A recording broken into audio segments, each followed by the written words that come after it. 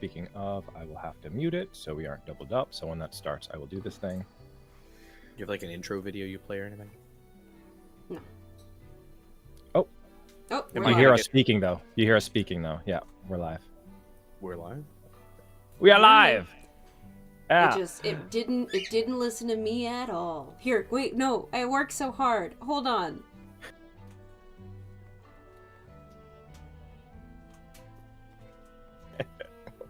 See? It says starting soon. Wow. Incredible. Wow, look it. Good job. See? Everybody, I was do a so little excited. applause emoji. There was a starting soon. Do a little applause emoji for her. She needs it. I need it. All right. Yeah. Hi, everybody. What is that? So, today, super exciting day for us. Though also, it's been a bit of a day. Like it's been a worky kind of day. But today was the day that the Middle Earth Adventures Brandywine Festival Kickstarter kicked off. And we are friggin' jazzed, like super jazzed. It's been a long time coming. Say hi, everybody, by the way. We have Bale here, who is the, how would you want to be called? Is it the art director in this, or the man behind the curtain? Man behind the curtain. I don't even know. That's a good question. He's some dude we found. We can just go with creative director. Creative director. Why you gotta make it complicated, dude? He's just a Bale. He's just I know everybody in the comments going, Bale. Yeah, same guy. Same guy. Yeah, Bale on a bike, yes. Good evening, everybody. But yeah, no, man, it has been a journey to get this thing going and getting everything ready in the background. And we were so jazzed that it was launching that we're like, we really should just do like a quick live stream to kind of gush about it and tell people some details about it and all that stuff. So yeah, why we are here. So I think I'm probably a good place to start here, though. I'm gonna kind of, if you guys can ask questions in the comment section here too, but I want to ask you some questions, Bale, because I know that you, like me more than me, honestly, are a absolutely massive Tolkien.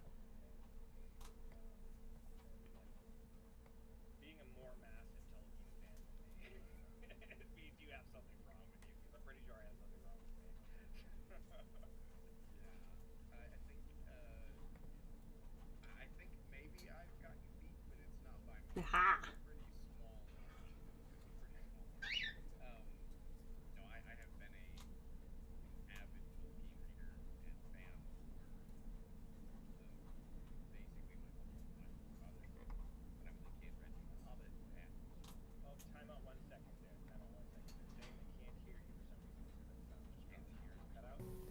Test. Can't hear anybody. What?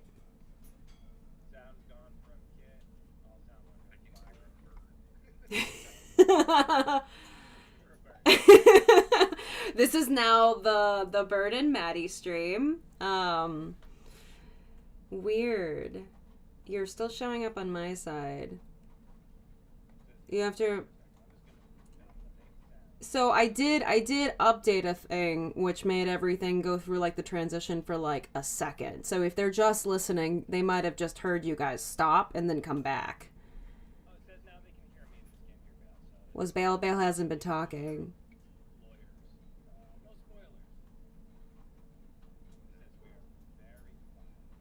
I'm trying to figure out why the chat box fades.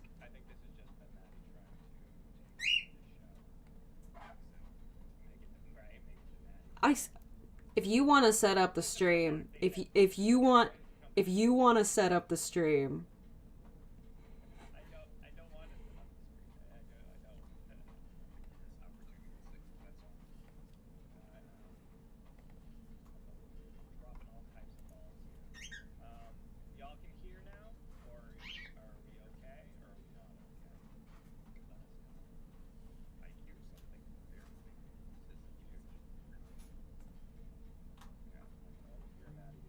What?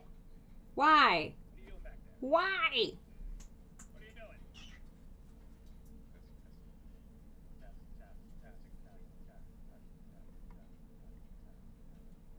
I can see your audio.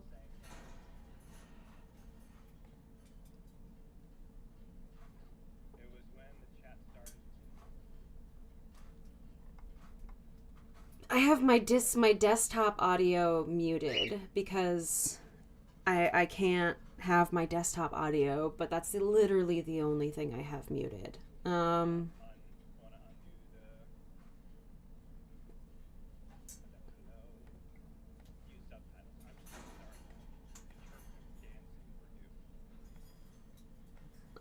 I guess I can set you guys to down view mixed to mono. I don't know. You guys are already mono.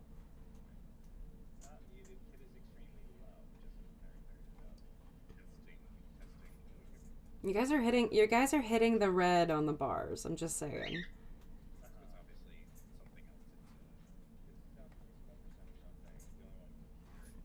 It's funny because I'm going to speak more loudly. Before we started, we couldn't hear Maddie. Now I'm too powerful. I think this is revenge.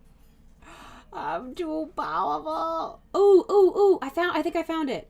Try Did now. you find it? Talk now. Hello. Can you all hear? Can you hear what is happening with my mouthpieces? Am I making the sounds with my voice that I think I got it. perceive? I think I got it.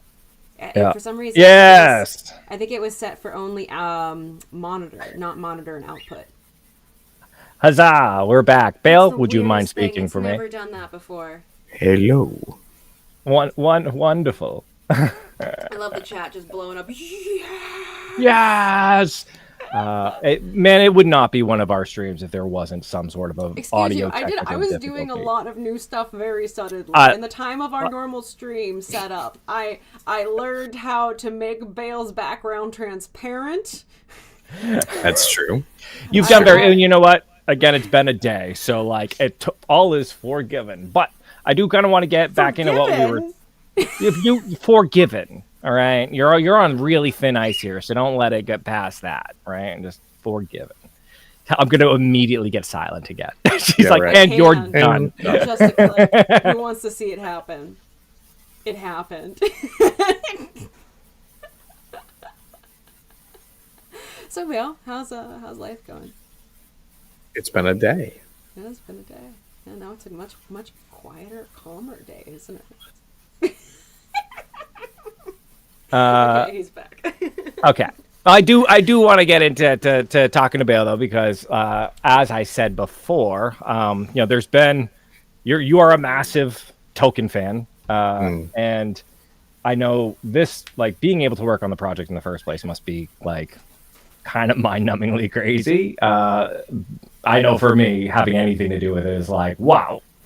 So yeah, what kind of led you to this spot that you find yourself in? Are you like, you want like the long story or like the much shorter story? Like, how are we doing this? The long story, I mean, definitely. I've got cheese I'm eating here on the side, so the more you can kind of like. Oh, I see how it is. Yeah, just give you time not to talk. I don't really care. I'm just hungry. You know? Yeah.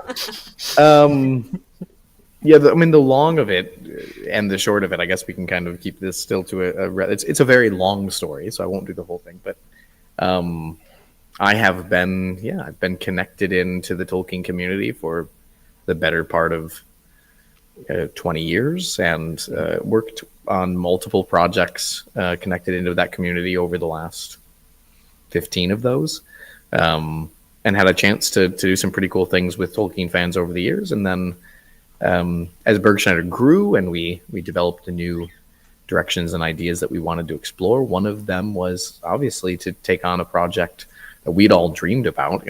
There's nothing more exciting for us, at least, than getting to fulfill these kinds of lifelong dreams. So I was actually with Kit and Maddie the day that this potentially, I was standing next to Kit actually when all of this started being a thing. We were at Comic-Con New York.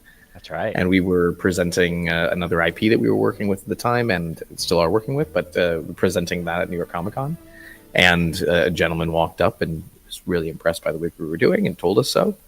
And said, hey, love to talk with you guys. And turned out to be one of the team at Middle Earth Enterprises, and he gave me his card and and it started from there. And we just kind of hit it off. Got to be really great friends with those guys over the course of the year or so that we were talking, and then back a bit ago, I won't give away too much, but we've been working on this for a while. We went ahead and I made a concept pitch for them that said, I'd love to make this happen. And they were extremely excited about it. It was really an exciting thing for everyone involved, I think. And from there to here has been, just a huge group effort. Kit and Maddie have gotten to be part of that, which has been really cool. And now they can talk a little bit about the fact they've gotten a chance to be part of this team. It's great to have them on board, and great to have both of you. And it's going to be a heck of a ride. It really is. First and foremost, Tribad Productions, thank you for backing the Kickstarter. That is huge. Hey. I'm so jazzed with how. Thank you. Halfway through your emotional story, I found the cottagecore playlist. So really. So did you bring it in? I think you need to bring that in. I was actually going to say we need a little music in the background. Yeah, I was. And then we have the description of the playlist is a return to greener pastures, which I feel like really ties into kind of what we're going with for the event.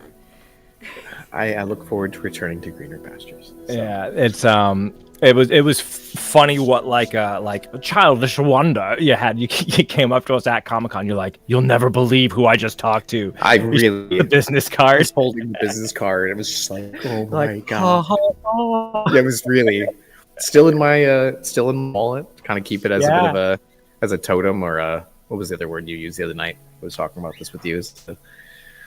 Oh, I don't even remember now. Yeah, but I keep it in my pocket, and it's been wild. It's been an absolute exciting journey to get to this stage where we finally get to bring this out to the public, where we finally get to talk about this and to express our passion for this project.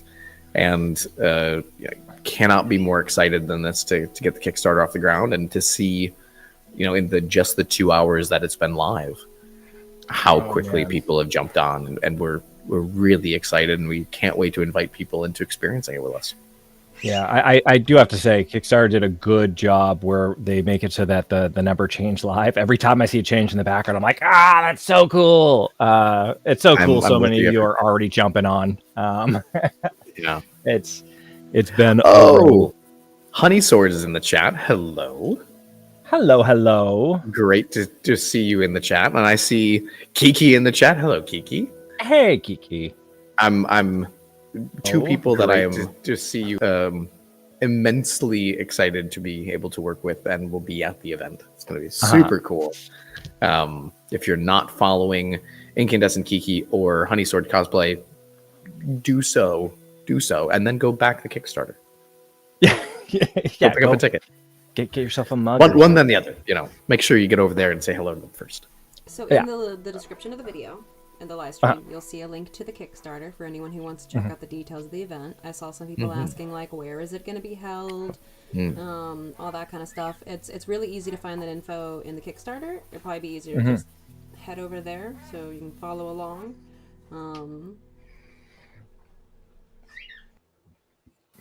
I am. Yeah.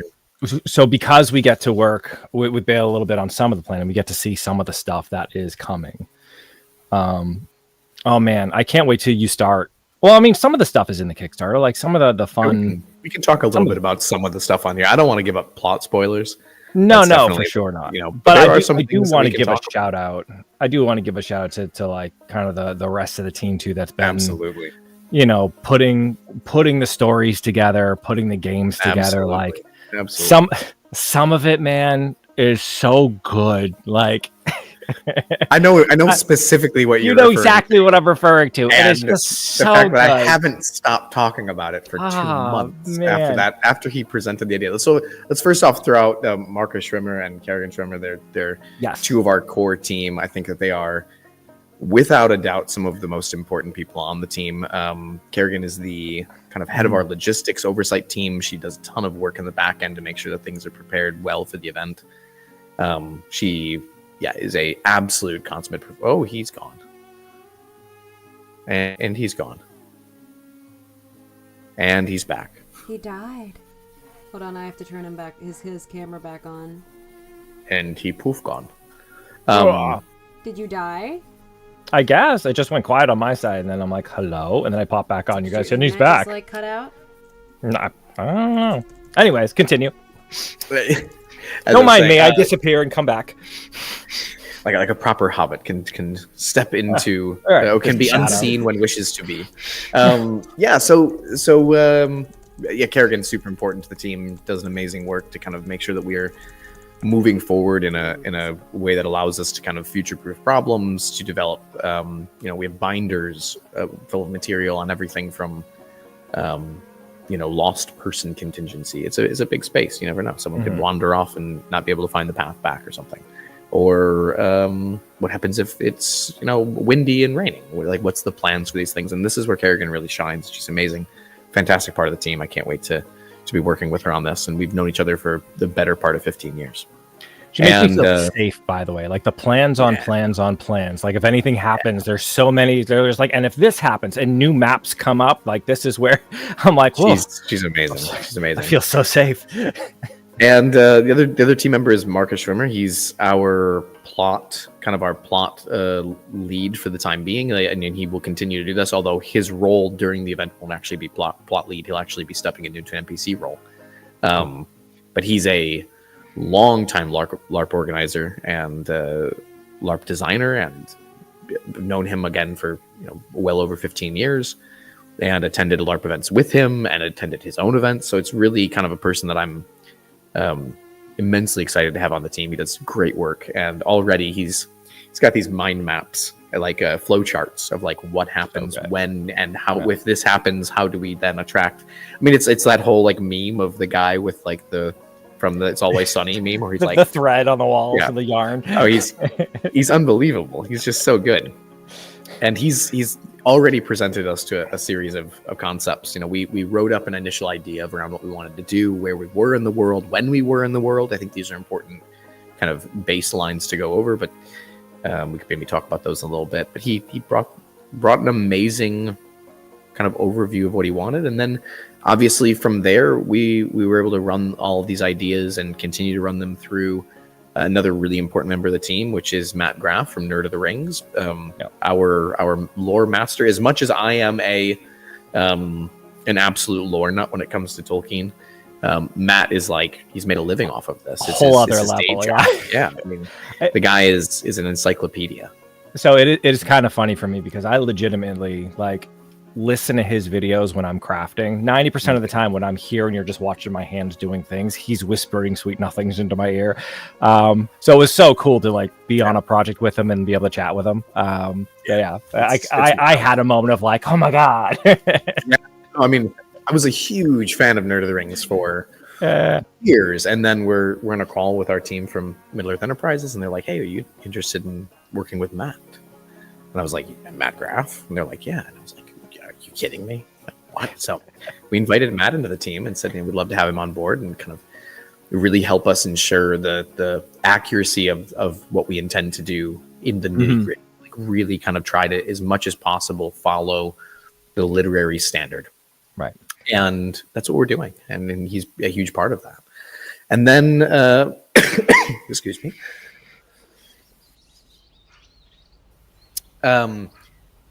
Another really important member team, obviously Rachel Maxey, an amazing cottagecore content creator, but also an amazing set designer. She has got a ton of background in a lot of the different spaces she works in. And she obviously came on board to help us with a part of the project that we haven't really communicated about yet, and we'll be talking about hopefully in the future over the next couple of weeks and months, and then also to come onto the team to help us with set design. So I'm really excited to be working with her as well. And then we've got really great content creators who are kind of working with us to kind of go over concepts, to go over the way we're presenting things. We've got a range of different important team members that have come from that end. People like Kiki and Honey Towards Cosplay. Like these are important people for the team as well, and we're really excited to kind of have them on board to take part.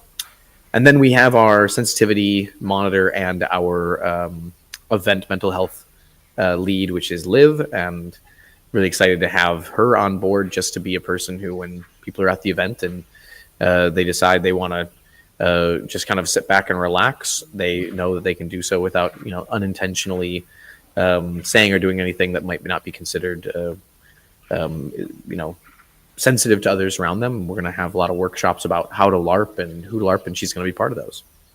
Yeah, Bartender actually throughout all their LARPs have the out room, which we found very like a really, really cool idea for LARPs, especially since like it can be like a lot emotionally to like throw yourself into another world. For sure. Yeah. So not so much this event, but other events we've done. Just like way too much joy and merrymaking. Sure. How about like when they have to leave though? That's true. That's true. That is actually the case. Yeah, sometimes it's really does rough for people to answer leave a world that's so much question fun. Somebody had when they were like, "What kind of event is this? Is it going to be like battles and stuff, or is this kind of more like festivals side?" Do you want to kind of dig into that a little bit? Yeah, totally. So it is by its nature set in the Shire, and with it comes, depending on where we are in the timeline of Tolkien's works, it could be a very happy place or a place that's a little less happy. We are going to be there during when it's happy. And the Shire is at kind of a great place. It's just after Frodo has left the Shire, and there's some rumors on the edge of the Shire of big folk, and and this is going to play a role in the event for sure. We teased this on the Kickstarter, and the world is still great in the Shire right now. Things are still good, and we're going to kind of enjoy that setting, to enjoy that time and place within Tolkien's works that allows us to truly experience the music and the dancing and the Four Farthings games, which we touch on in the Kickstarter, but we're really excited. So excited about the Four Farthings games. Oh my God, so good. Great. And firelight music and the questing and story that's going to be there. It's going to be a really good time. There's a little bit too for everybody. If you are the type who very much wants to be like a rapscallion of a hobbit and get into things that might be a little bit more, a little bit of trouble, or things that are like potentially pretty dangerous, like that's open to you and it will exist in the world. You just have to find it. You have to go find it. It's not going to be at the festival. The festival is the festival. It's going to be fantastic.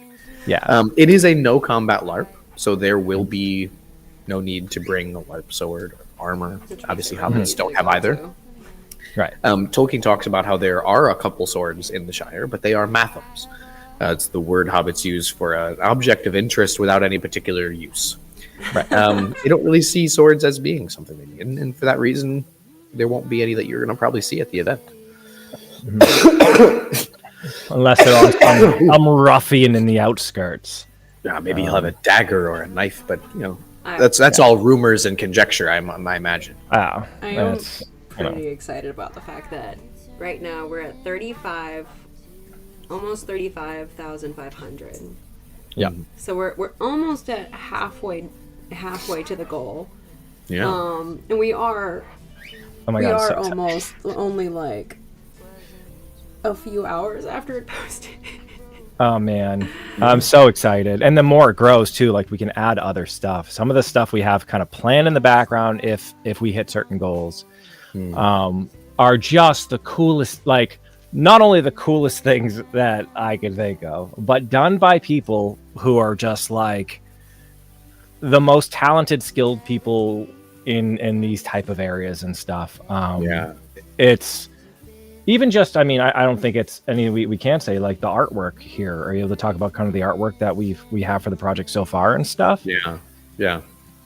We can talk a bit about that. So we really wanted to capture this in a way that would carry the kind of the magical, whimsical nature of the Shire into a space that people could see and understand. And since this is an event that hasn't happened, normally we would use live footage or content to kind of share it, but we haven't had the event yet.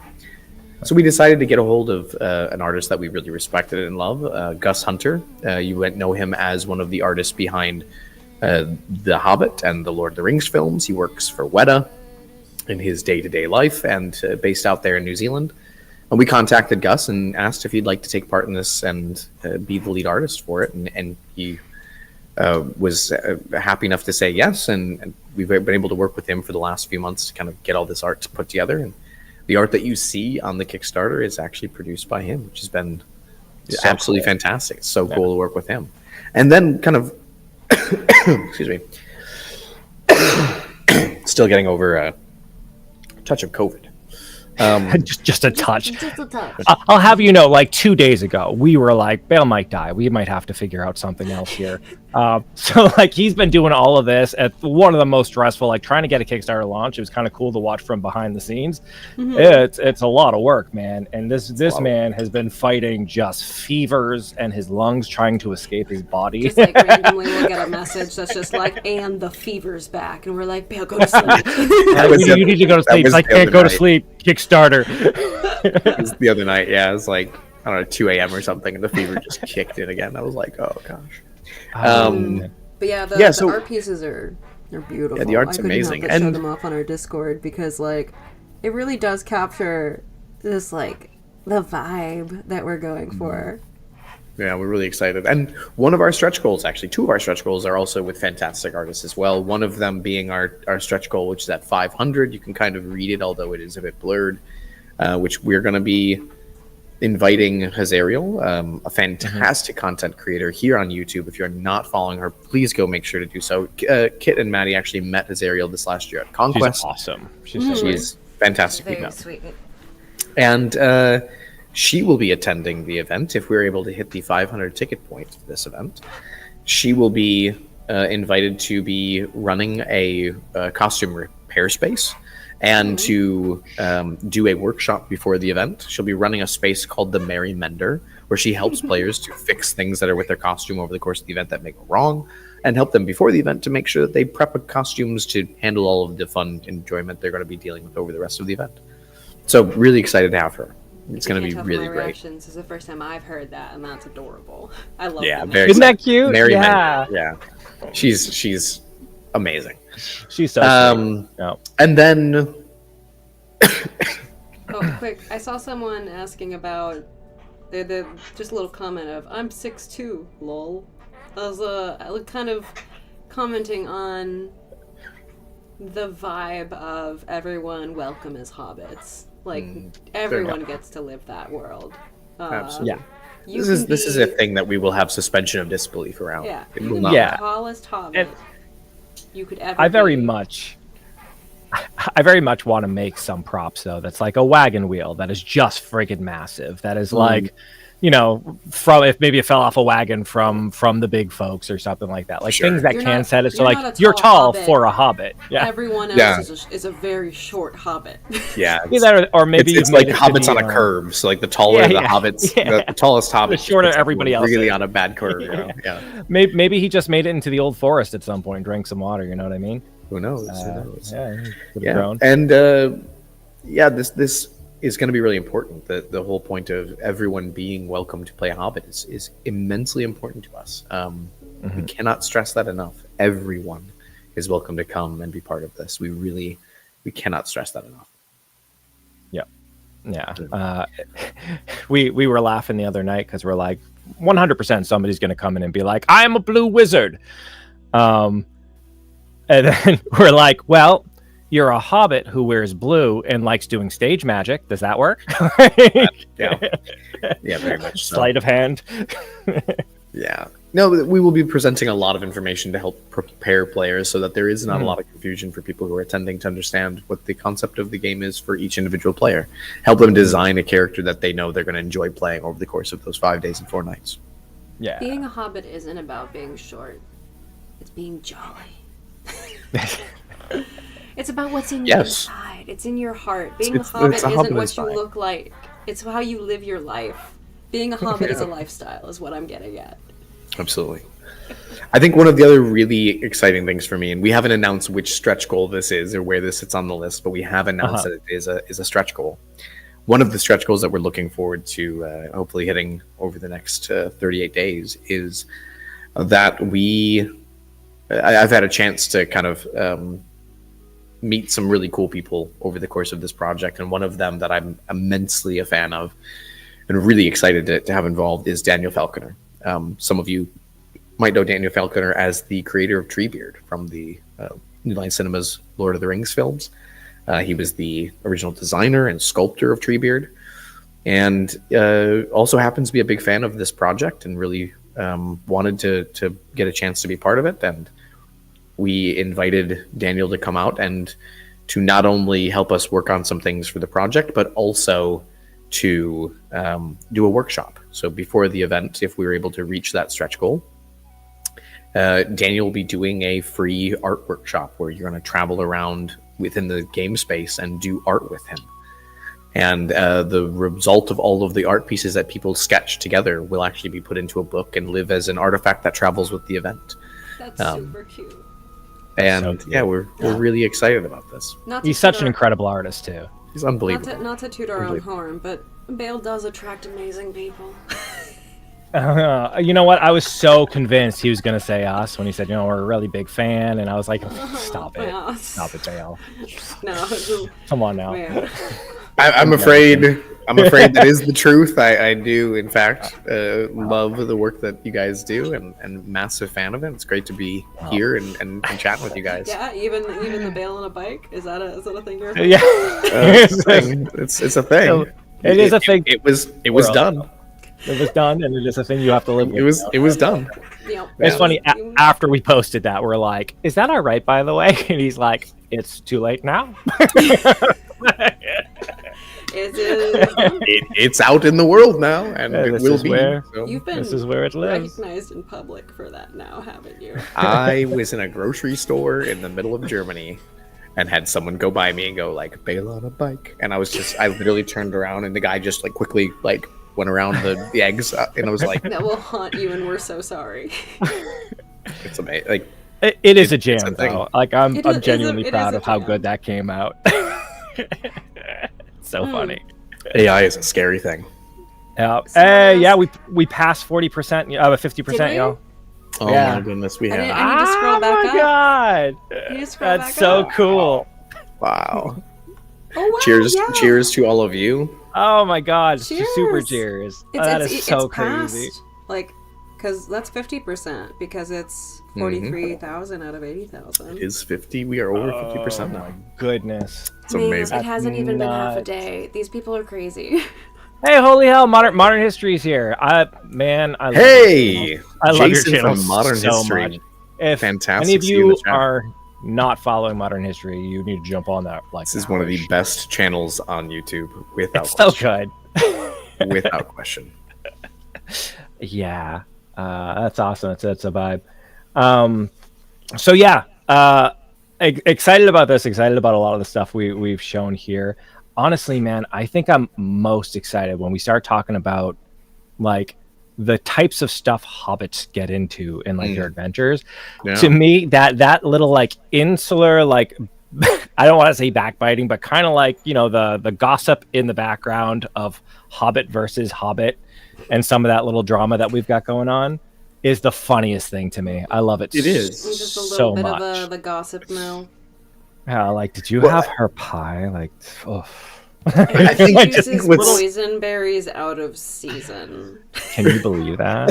It's so tart, it's gross. Why can't you just move on to blueberries like the rest I of am us? I am here to be the cattiest little hobbit.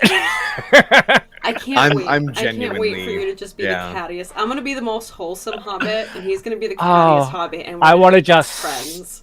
stir trouble. Like I just think- want it. I think there's like people. I think people have this conception based on the film sometimes that hobbits are. There's never kind of a poor word spoken. but, Idyllic like, and yeah. right, but I think it's really fun to think about the passive aggressive nature of Bilbo. So Bilbo, on his own birthday, because hobbits on their own birthday give gifts, So and good. on his birthday, he gave many gifts. And when he moved away from the Shire, he also handed a lot of things off to people. And His Sackville one of my Bag. favorite is a pen. He gave a pen and what was it? It was a stationery set. He gave a stationery set to a hobbit who never replied Never to his writes. letters. Right? So like, or another one who he gave a waste bin to, because he was saying something about throwing things away. Like he gave away some truly. Oh, he gave away the rest of the spoons that someone stole. Like, because someone kept stealing his spoon. Just I think it was Rest Lobelia. Just because Lobelia they had don't stolen have most of them. swords doesn't mean hobbits don't slay. yeah, man. That's They're just a That's the different thing. battleground, man. Different Yeah. stakes. The cattiest little thing, and I like especially because all of his little barbs were so cleverly done. They are. Like it was They are. very much a play on somebody's, like, it's almost that deeper hurt. Like it's part of their personality that he was like, I see you, and gave you a thing. It's not just like a random. Hazariel's in the insult thrown chat. out there. Hey, Ariel, we were Ariel's in the so chat. Hey. wonderful. Hello, and hello. It's great to see you in the Wow. chat. Yeah, I think you're 100% right that, you know, there's a certain level of wit to it. You know, hobbits love riddles, and by nature, riddles are meant to challenge and to spark a sense of curiosity and wonder. And this is such a hobbit spirit, and I think this is something that we look forward to engaging and using in the way that we design the experience at the event. And the more that we lean into all of these little minute aspects that we see from not only their early chapters of The Lord of the Rings, but also throughout The Hobbit, as we see, you know, little things that are insinuated. Jason asked in the chat, are you going to have butter fried mushrooms at the event, special Hobbit type food?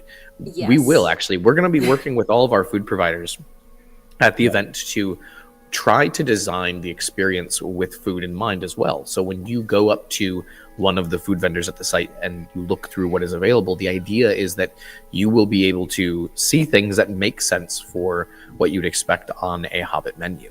Plus, And there if you want a great video about like I think it's festivals or markets versus fairs, or I forget the exact name of the channel, or the exact name of the video. Jason did a great video on this actually that I think is really great, and also about food preparation and food vending and the laws around this. If you haven't checked that out, go check out Modern History TV's channel on this stuff. It's great because you know, Tolkien was aware of a lot of these things. You know, he was a student and a professor of medieval history in the sense that he understood many of the things that, you know, people like Jason and with his channel at Modern History TV are able to talk about. You know, he was aware of these, and he wrote a lot of these things into his books that kind of have that historical backing. And what's great is we're able to employ some of those things into the event to kind of engage a level of believability. You know, hobbits are probably the closest thing to us that exists in Middle Earth. We can't really engage with the idea of being a Gondorian in the same way that we can engage with being a hobbit. And we can't really engage with being a Rohirrim perhaps as much as we can a hobbit. So it really does allow us to be, and it was actually, that's his point. And I think it's going to be really great to have that. But Yeah, like, absolutely. what's the group of people that turns into bears?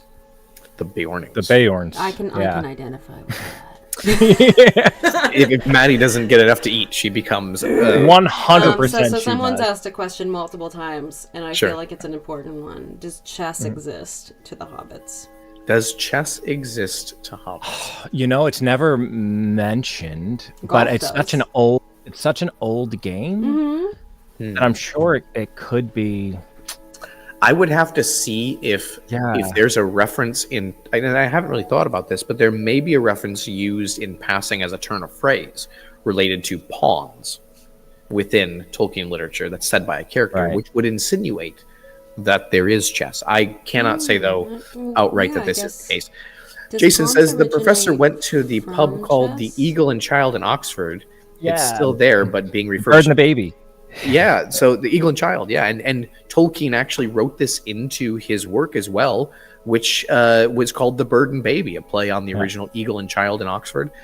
Just this last year, I had the chance of visiting with Jason, and while I was in Oxford, we walked by, and I expected to be able to go and drink there, and showed up and found out they had just started the refurbishing, and I was gutted. Oh not to be able- We no! have to take So instead, we went across the street to another pub that was equally as old and had a drink there. stared So, daggers from across the road. yeah. Oh, you know what? Yeah, it's, Kiki he says. Pippin does talk about a pawn on a chessboard, so yes, probably. Man, I would like I There you am go. a giant chess nerd. I will bring chess stuff to make sure we can play He if is a that's giant chess if that is nerd. the thing. such a great. big old You're just chess a nerd. giant nerd in so many different I guess ways. so, man. No, we're just touching all the stuff that I really like with this one whole thing, like one fell swoop. Speaking of Bale, I just want to, because Maddie knows this already. One of our subscribers sent us like the nicest gifts. So I'm learning French currently. So she sent they sent the all of the Lord of the Rings and the Hobbit in French. So I can practice. He was so happy about it. He like sat next to me with the book open, pointing to random words, being like, "This means this." Like, I was so happy. Yeah, good. Really cool. Such a good gift. Hazazel, she's French, right? Hazazel, Hazazel, yeah. Hazazel. She was part of the French group at Conquest, so yeah, she came to our camp. Yeah, next time you can show off your French skills to her. She says, "Oui, baguette." That's about my level. That's remarkably. That's my French. Fantastic. Yeah. I had a conversation with Hazazel a few nights ago. Actually, we had a great chat where we sat down and worked through some stuff on the Kickstarter together. Hazazel also being an integral part of this team, and she was going through and being like, "Hey, I really think we need to do these things and that," and we ended up having conversation, and somehow it ended up with cheese, as it often does. Cheese is worth the conversation, though. I expressed to her that I was not a fan of blue cheese. And the level of disgust and like just true pain that came across her face, I truly felt like I had wounded her. And she told me, like, Kit's gone again. Kit's gone again. You wounded him so thoroughly with he also is so upset by blue cheese that you shunted him from existence. I think Hazazel would totally agree. And blue cheese is special. You can't dislike blue cheese. Well, I think I need to experience proper blue cheese. I think I've had bad experiences eating cheap blue cheese.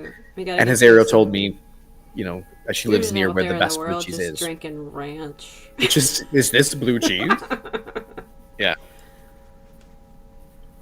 Blue cheese needs to be. It's definitely like a cheese you need to experience well, because it if done wrong, it's very strong. I do feel like hobbits would enjoy blue cheese. Yeah. It's an acquired taste like coffee or wine, she says. Well, I like both of those things. So I think I need to get on the blue cheese game at some point. Ooh, blue cheese on a steak is good. Like blue cheese butter on a steak. Kiki says, by the way, side note, the chess reference was the Ministerious chapter, if anyone is curious. Thank you, Kiki. I was curious. Thank you. What else is there? No, you are blue cheese on a Swiss burger is also good. Oh, you're not the. Oh yeah. His video is not in the thing. Yeah. It's because I have to reactivate him. Stop leaving. Is it a choice? Now's the time I can pour a drink, though.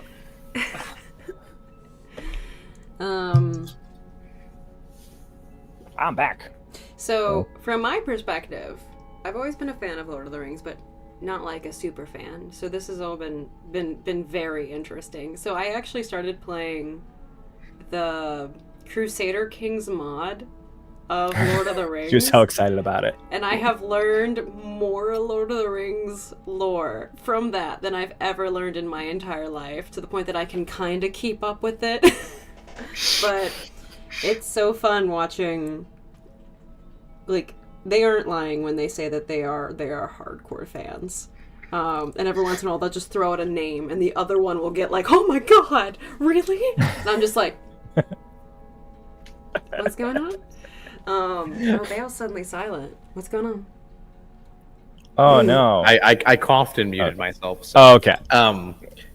I think there are certain characters that you need to have that reaction to. I mean, I have this particular chapter in it's fight for the Ford, I believe. Fight to the Ford. In the Fellowship of the Ring, in which so there's a conversation during the Council of Elrond chapter where they say there are very few that are capable of standing against the Nine and withstanding them, right? And then you have the chapter where Frodo is is wounded by the Nazgul blade. We're thinking of the same person, by the way. Yeah, totally. It was 100% just jumped in my head, and I'm like, completely this lost one. you. And you know, and you have arrayed in front of Frodo, you have the 9, you know, minus 2 of them, and they begin to cross the Ford of Isen, and as they do, it just simply says, and Glorfindel goes on them, and they drew back.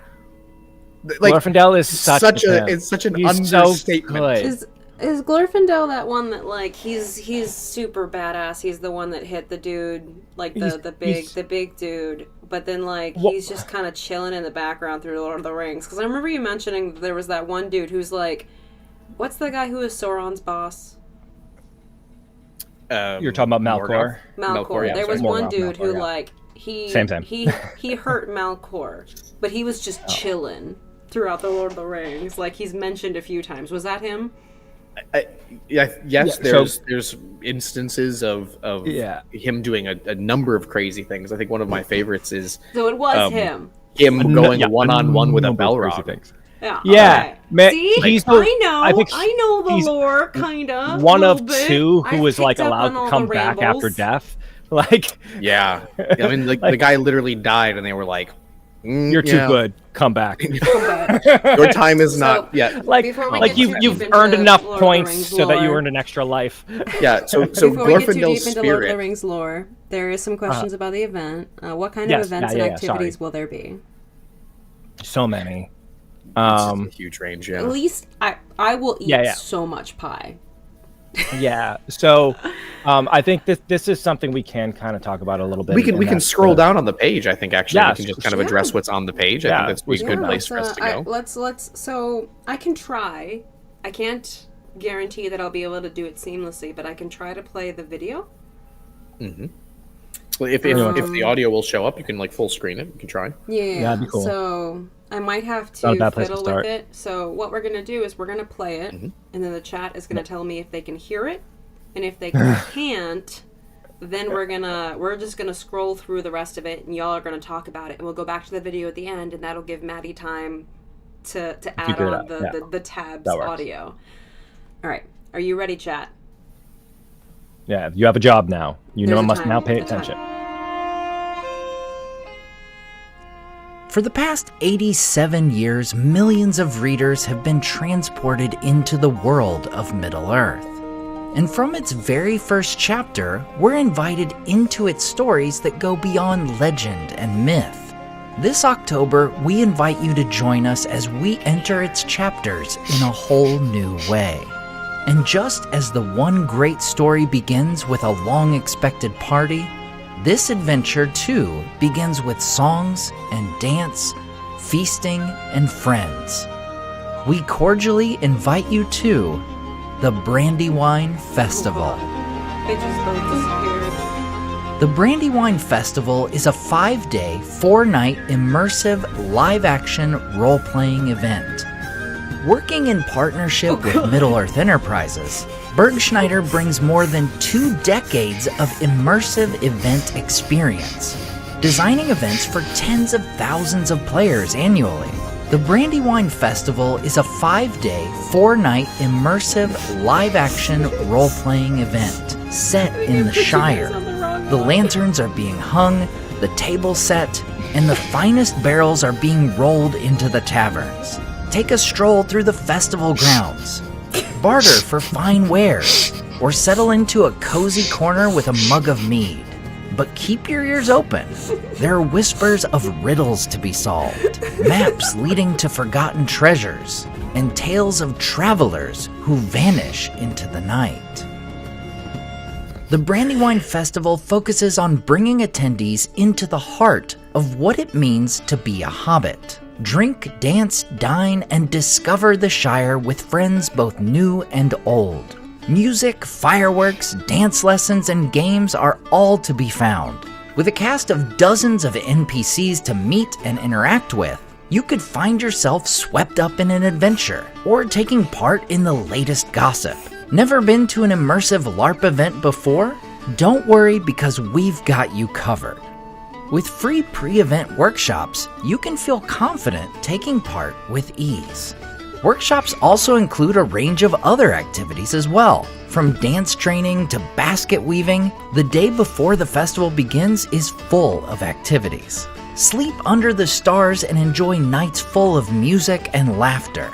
Then settle back into your tent in either the in-game area or in the modern camping area. You can even rent a fully furnished tent to experience the event at its fullest. So how do you sign up? You can get your ticket exclusively through our Kickstarter. With only 1,800 tickets available, you'll want to get yours quickly to secure your spot. We also have other ways to support the festival, such as pledging as a founder. As the festival grows in attendees, we'll reach our stretch goals, opening new quest lines, stories, special NPC guests, and special pre-event workshops. Workshops like the Art Discovery Workshop with Daniel Falconer or the Costume Prep and Creation Workshop with Hazariel. So join us as we explore Middle-earth together. Step out of the ordinary and into a tale worth telling. Whether you've come to dance around the harvest fire, trade riddles with wanderers, or simply sit beneath a party tree with your feet up and a full plate, you are part of the story now. It's a memory waiting to be made, a song waiting to be sung, and a second breakfast shared with friends you haven't even met yet. The road goes ever on, and at the Brandywine Festival, it begins with you. I was trying so hard to be serious. You've never been good at being serious. Oh my god. You both disappeared and I accidentally clicked on you in the wrong order so that you appeared in each other's spaces. So then Kit was suddenly had all of the visual effects applied to him. So his beard was completely black and he was just, and then Bale's face was super zoomed in. What worries me is that you had a chroma key on that removed green, so why did my beard go away? Do I have that much green in my beard? That's a weird one. No, I also have some visual effects on him to kind of add some color back into it. But it was just the effort of not laughing while trying to let people watch it that just made my brain go into the giggles. Bale, are you muted? I saw your lips move and I heard nothing. No, definitely wasn't muted. Definitely wasn't muted. Yeah, I know. We're almost at 60% of our goal, guys. We're almost Shut at up. 50% of 50,000. I'm just Shut not looking up. at it. I just can't. Yeah.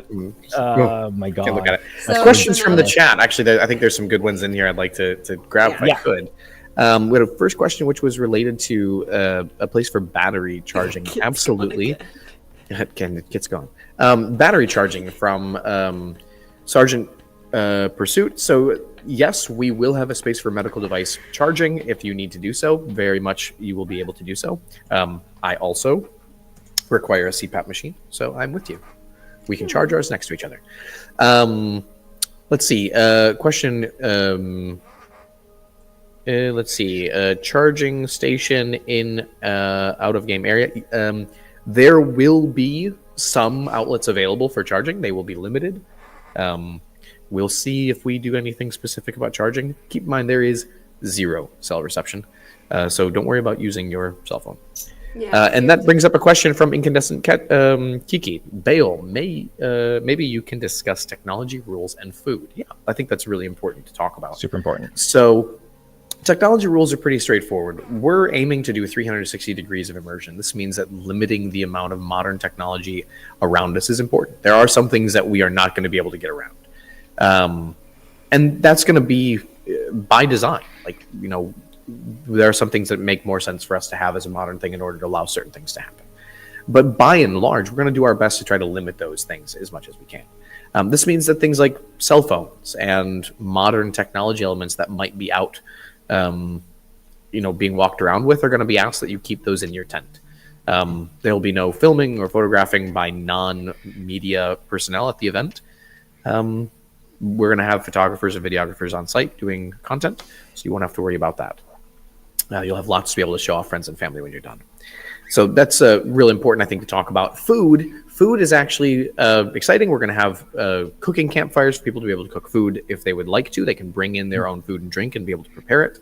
We also have food vendors on site with a whole range of different things that you're going to be able to pick up. We're really excited about putting out more information about that in the coming weeks and months. Another question from a certain Marcus Brum. Will there be events in Europe as well? Asking for a friend. It's funny you ask that. So we haven't talked about this publicly. We're really excited to do so. For those in the chat who are based in Europe, as I am, or in the UK, as Jason is, yes, there will be events in Europe. I cannot give you exact dates yet, and I won't go too far into it. But if you are based in Europe, yes, you will have the chance to experience the Brandywine Festival, and I think it's going to be very exciting based on, I know the location we're going to be using. But it's going to we're be invited to that one too, right? not at all. Oh, Anyway, come on. no, of course, very much looking forward to having you guys there as well. Is there a plan to make it a regular event, or is this popular enough? So the idea is this is an annual event. Obviously, this first event is going to be the really special one. We're really trying to do something super unique on this first one that maybe you won't see in the ones coming after it. We really do want to kind of communicate that this is going to be a very special event. So if you have a chance to be there, I definitely would take it. I like the comment. Is Europe gonna be Mordor? Europe is not Mordor. No, we're going to be doing the Brandywine Festival in Europe. What we do beyond the Brandywine Festival in Middle-earth is yet to be revealed. It's really let's see. Why do all cool things happen outside of Norway? Lots of cool things happened in Norway. I can't think of any right now, but there are. I go to Norway. I enjoy my trips to Norway. Area. You've told us about quite a few cool LARPs. So there are some cool LARPs. There are some cool LARPs. I you think don't realize how spoiled you are. I wish we had distance-wise, and this makes perfect sense to me. But distance-wise, from where it's happening in Kentucky, couldn't Florida be Mordor? Yeah. I think distance-wise, it almost makes sense. I'm okay with Florida. Being I'm gonna. It's hot enough. Anyway, she's from Florida. I like giving her I'm crap. from Florida. We're allowed to make fun of Florida. Henry Heyman asks, "I'm from Kentucky, so why did you pick where you did?" It's a great question. It is. Our American warehouse is actually based in Kentucky. We're in Florence, Kentucky, in the northern part of Kentucky. It's a fantastic. It's a fantastic space for our warehouse. We're really happy with its kind of central location for a lot of different reasons. And in the process, we've had a chance to meet and get to know a lot of people in the space in that area. And one of them being the Cashel family who own Terrapin Hill Farms, where the event's going to be held. They're so and cool. They're fully invested into this event. They've become part of the Brandywine team in a way that I really was never expecting to be the case. They are an unbelievably important part of the team. When we communicated, hey guys, like we're a little concerned that we don't have the easement access to be able to get into different areas of the space that we want to use, their response was, well, what if we build a road? Built a whole new road. So we worked on a plan with them. We developed we worked on a plan with them. We developed a kind of a direction, the way that it would work best for us to be able to do, and they built a new road, and the road's name is Brandywine Pike. It's so cool. They're so fun. Fantastic. They're a fun family. As we've gotten to know them, they're a fun family, and I'm really excited to hold events on their property. Yeah, I think we're trying to steal them to visit us in Conquest. Yeah, they are coming to Conquest. Are they coming? I have to help them plan all their international travel because I said I'd help. It's gonna be so much fun. We're gonna drag them into the wonder that is Conquest. But this another is like question for Neficus. Someone asked a few times: is there a place or way for vendors to bring wares at Brandywine Festival? That's a good question. So if you take a look at the FAQ, there's going to be a section in there regarding vending. I encourage you to read over it and to go ahead and send an email if you have a question. We can go ahead and get back to you. There will be a vending submission and application form that is going to be available in the coming weeks that you're going to be able to sign up in order to be a vendor at the site. For a number of reasons, we're going to be limiting it to people who are registered and verified vendors with us, meaning that we won't have just a open sales space, but we will have a swap meet area. So you can always come in and bring things and perhaps trade them for in-game currency or in-game goods. So someone said Florida is Mordor, canon accepted. I'm okay with holding like a Mordor conference down here. Like Kiki said that this might also be a good place to talk about costume. Yeah, absolutely. I saw We're gonna people be asking about, like, first of all, if there's any sort of costumes being provided, or resources being provided, and kind of the general guidelines around costuming. Yeah. I think we're going to be presenting a lot of information and guides on how you can do this. I know that Kiki actually has some content planned specifically around this idea of being able to help prepare people to be able to attend the event. We aren't going to be doing any kind of thing like a costume submission and approval process. We will be presenting a lot of information that helps you to prepare your character and your costume, which will go hand in hand.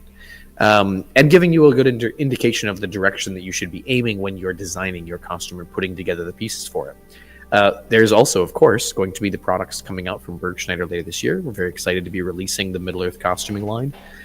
This may happen in time for the event. It may not. We are still working on it, and there's obviously a long road left that we need to kind of go down to get there.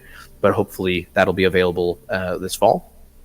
And we very much look forward to bringing that out. If it doesn't happen in time for the event, we very much will have a lot of information to help you prepare and not feel concerned at all about costuming being an element of the event. Sure. So someone asked about the refund policy, I believe, and it's their frequently asked questions is rather thorough, so I recommend anyone... Check the FAQ on that. Yeah, we have a pinned comment on the live stream to go to the Kickstarter. The FAQ is relatively thorough, including the refund policy. We don't have a refund policy, but your ticket can be transferred to another person. I also saw someone mention that they bet that I have great pie. I make a killer lemon meringue pie. I've not had this lemon meringue pie. Really? It was the first Lies pie until I I've ever had made. it. Mostly just because I really love lemon, and like fluffy things. Will you have to wear shoes? Have to? No. It's up to you, but we don't take responsibility for the consequences of if you don't wear shoes. If you have real hobbit feet, if your feet are leathered and worn, perhaps it's totally fine. I will be wearing shoes. I think it's a cool thing to bring up talking about the chapter concerning hobbits. There's a great passage in there about how dwarves, often traveling through the old road, the Old South Road, often would sell shoes and boots to hobbits for muddy weather, which leads us to understand that hobbits do have shoes. It is not a ubiquitous thing. It's definitely not something that you see throughout the Shire, but in the area of the Shire in which the event will be taking place, shoes absolutely do have a place, and it makes things a lot easier for us to be able to have a reason why a bunch of hobbits are wearing shoes. Someone keeps asking, not keeps asking, but I've seen it come up a few times. People with food allergies. Sure. So the menus for the food vendors will the menus for the food vendors will be posted prior to the event to give you an indication of what you can be looking at when it comes to food options from different vendors on site. And on top of that, we will have at least one campfire that is food sanitation prep, meaning that you will need to clean your space fully with the prescribed cleaning tools in order to limit contamination for others who may have food sensitivities. Right. Seika says, Maddie's speaking my language. I'm very fond of the idea of there being a pie competition, like pie baking competition. We all bring our own think pies. that'd be cool. Also because that would make an abundance of pies. There is a thing, a plot thing, and we won't get too far down that road, so I don't want to give up too much, but there is a place for people to bring their foods of renown. And I will happily. Yes. I will happily judge excited that about pie that. competition. You know exactly. I'm so excited about it. It's stupid. So I don't want to go further into it. We're going to leave it at that. I'll change the topic. I recently saw a thing that felt oddly specific but does fit, which was pie is the kryptonite of ADHD people. And both me and Kit have ADHD. I don't know, Kit, how do you feel about pie? I love pie. No, I'm a big old pie fan. Pie, are you distracted by pie? I do want pie. I want pie now. That being said, so I do want to bring up a thing. You know, the fact is it is a LARP, And one of the biggest parts of it is this community.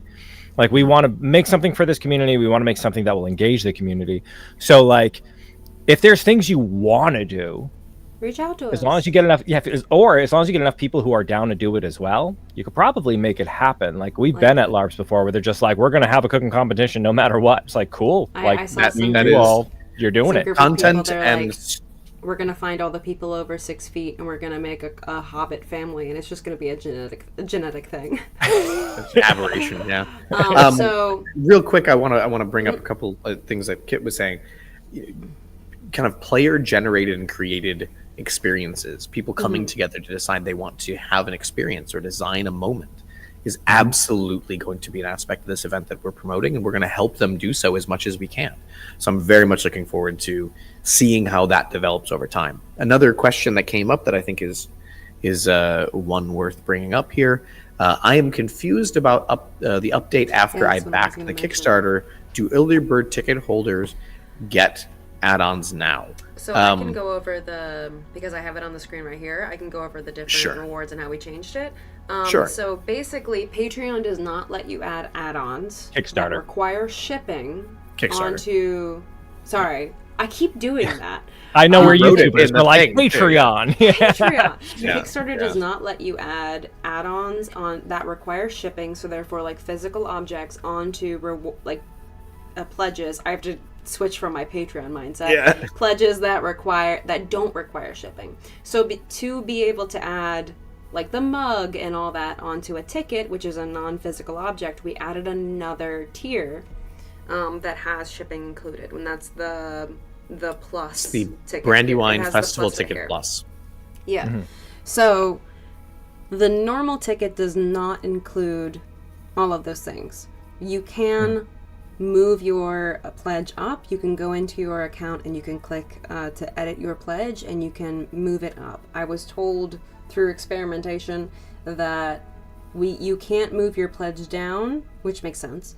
But you can move it up. So you can move it to the Brandywine Festival Ticket Plus pack, in which case you'll be able to get all of the extra shipping items added on. We've And at also the early added- bird rate as well.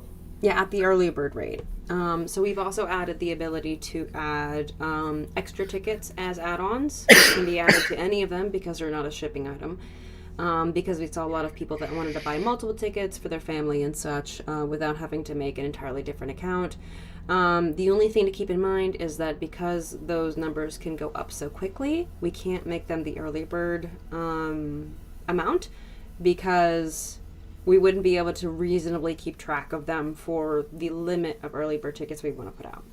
Right, exactly.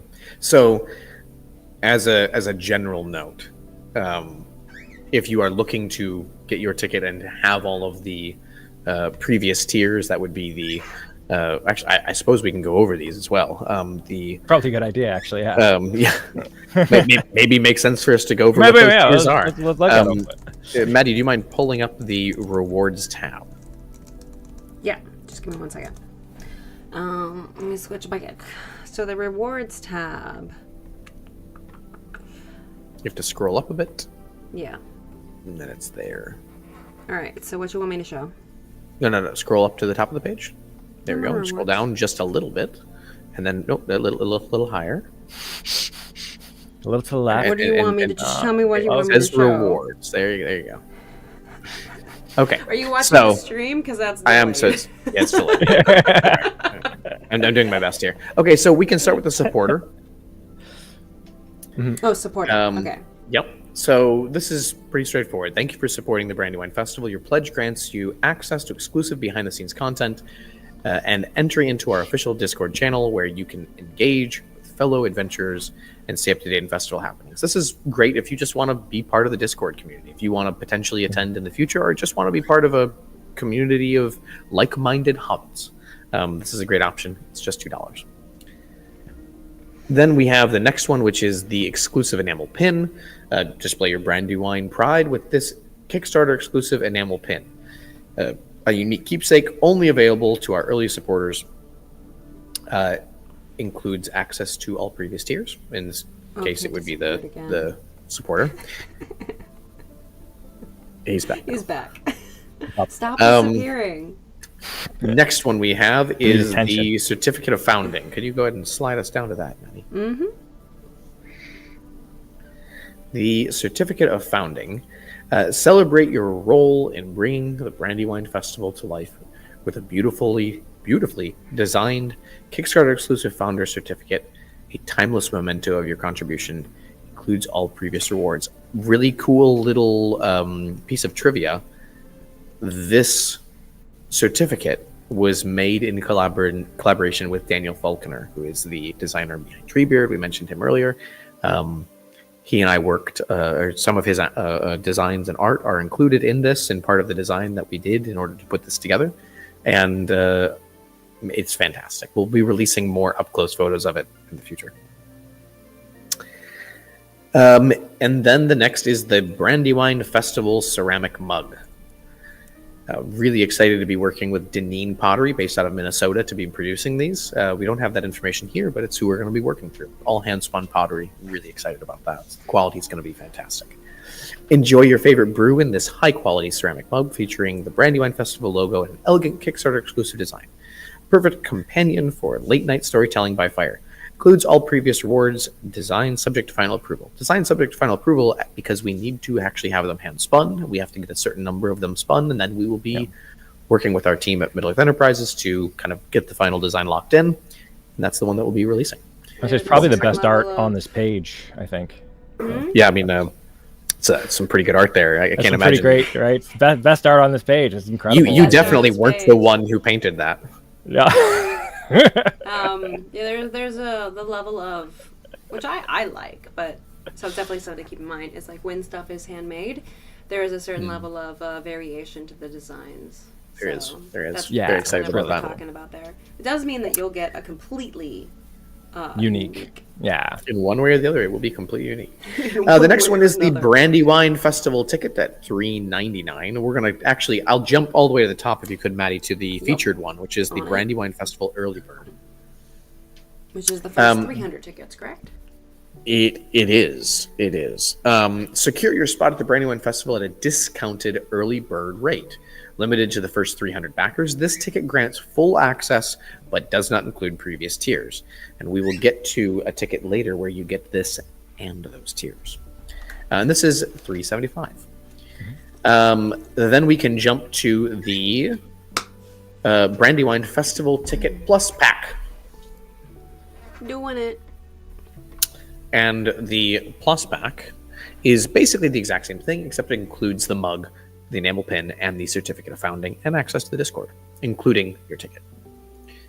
The Adventurer's Ticket Package. The Adventurer's Ticket Package, which is my personal favorite, if I have to be honest. Actually, no, it's not. My favorite is the Traveler's Ticket Package. The But we'll get Traveler's there in a really second. good. It's so I good. really like the Traveler's. The Traveler's really good. I'm on board with you. Yeah. Begin your festival experience with an exclusive Kickstarter-only quest line designed just for this tier. Immersing you in a unique adventure from the moment you arrive. We're going to be designing a special quest that kicks off at the beginning of the event for this tier's backers. And then this quest will kind of spill into the general player base and involve everyone eventually, but it's something that those people are going to get the exclusive access into at the beginning. So fun. I'm very excited how this is going to actually work into the whole event story. Yeah. There's so many good quests too, and with Marcus there, it's awesome. No, yeah. Dude has like Mark- mind webs. It's so my good. house. Yeah, he's so It's good wild. at coming up with quests and stuff. It's so much fun. So he's a pro. That's what he does. He is a pro. Yeah. So next one is the Traveler's Ticket Package. Traveler's Ticket Package. This ticket package includes one Brandywine Festival ticket, one unfurnished bell tent, which can accommodate up to 3 people. And this package is perfect for anyone traveling to the Brandywine Festival without the ability to bring a tent. It includes setup and And they're gone. I don't know why that keeps happening, but I'm gonna blame them, not me.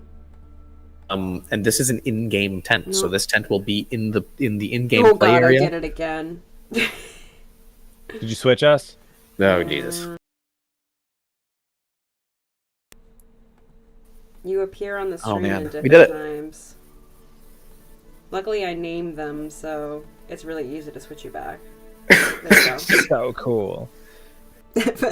I like the random face, which is just 100 backers. Oh man, we have 100 backers. We have So you left 100 off backers. That's crazy. The traveler's ticket. That's wild. That's so Should cool. I scroll Isn't back that to the crazy? That's great. Yeah, let's go ahead and jump back 40, real quick, and we're we'll almost go over. 50,000. That's Oh like my god. that's like so good. crazy amounts. Super cool, guys. Super cool. We're I'm getting there. so excited. One at a time. One at a time. I know. But that 80,000 point is not where it ends. Once we're at that stage, it just means things start to get even more exciting. So for every person over that 80,000, we're going to be providing more and more unique experiences that get more and more exciting as the amount of people attending starts to build. And the stuff on the side. Leon is so says cool. that it's you guys' karma for constantly talking over me is why you keep getting shunted from the stream. Wow. Liam, we're going to have a conversation later. Yeah, you're not going to have a conversation. We're both going to talk over you. Person. My opinion doesn't matter. Actually true. It's actually true. As soon as Liam starts talking, Kit and I will both immediately begin speaking right on over him, and that is how we will deal with Liam. Whenever we're excited, all right? Yeah, they both get very excited.